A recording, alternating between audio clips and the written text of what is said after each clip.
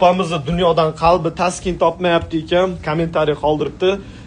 Dunyoda qanaqadir muammo bormi? Ayol kishida qanaqadir muammo bormi? Обязательно kim aybdor bilasizlarmi? Erkak kishi aybdor. Boshqa hech kim emas, o'zi emas, ni в коем случае faqat erkak kishi aybdor bo'ladi.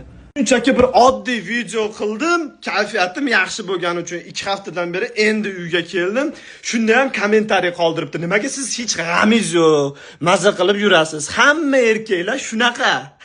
Подчеркиваю shu gapida. Lekin nimaga qizlarga ruxsat yo'q debdi. Shu hech qanaqa bir gap so'z qilinmagan, kayfiyatim yaxshi bo'lgan videoni ko'rib, o'zi siqilyapti.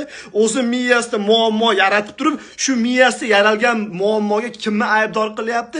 Обязательно erkaklardi. Eng qizig'i shunaqa qizlar ko'payib ketgan. Overthinking deydi bu narsani. Yo'q joydan muammo yasashadi, o'tirib olib tur, erkaklar aybdor. Erkaklar aybdor. Balki miyangizda ayb bordir, o'zingizda momo qiz.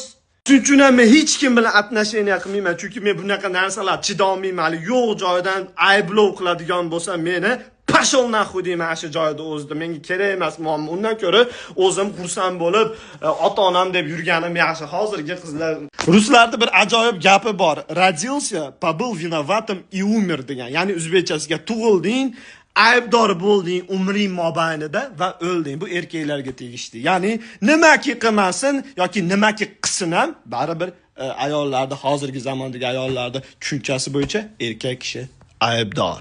50 yoshgacha bo'lsa ham uylanmasdan yuraman. Hozir kimgadir uylanib olib umrimni oxirigacha afsus qilib yurgandan ko'ra.